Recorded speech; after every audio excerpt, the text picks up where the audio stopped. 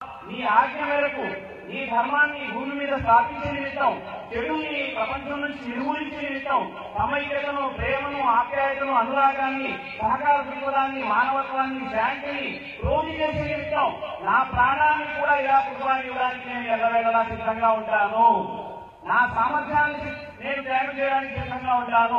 నా భార్య పిల్లల్ని, నా సమస్త జీవితాన్ని కూడా ఈ ఉన్నత లక్ష్యం కోసం త్యాగం చేయడానికి నేను సిద్ధంగా ఉంటాను అనేటువంటి ప్రకటన ద్వారా మనం కుటుంబాన్ని ఇవ్వడం జరుగుతుంది. యాదృచ్ఛికంగానూ, యాంత్రికంగానూ, సాంప్రదాయకంగానూ కొనసాగేటువంటి ఈ కుటుంబాన్ని యొక్క వ్యవస్థ ఏదైతే దీని నుంచి మనం బయటకు రావాలి.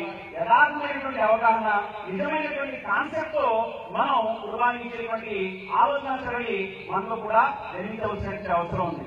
మహాశైలారా, ఇక మనం చూస్తే దేశవ్యాప్తంగా, ప్రపంచవ్యాప్తంగా కూడా, అంతర్జాతీయంగా కూడా ఇస్లాంను, ముస్లింలను ఆడగొట్టేటువంటి ప్రయత్నం జరుగుతోంది.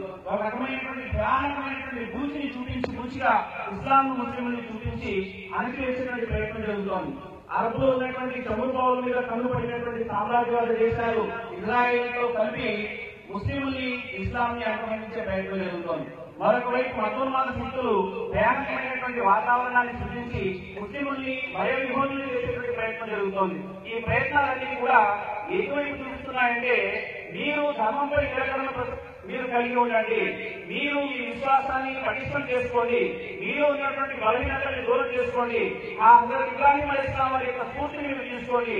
ఆయన అచంచలమైనటువంటి విశ్వాసం, ఆయన యొక్క సహనం, ఆయన యొక్క స్థిరత్వం, ఆయన కనవలసినటువంటి నిరంతర కృషి, చెడుని నిర్మూలించే విషయంలో వారి యొక్క ప్రతిఘటన, వీటన్నింటినీ కూడా మీరు స్ఫూర్తిగా తీసుకోండి.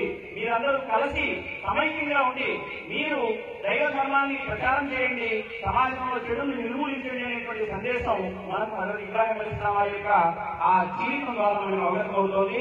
కనుక ఇక్కడ మనం చాలా స్పష్టంగా చూడవలసిన విషయం ఏంటంటే, మన దేశానికి స్వాతంత్రం వచ్చి 70 సంవత్సరాలు అయింది.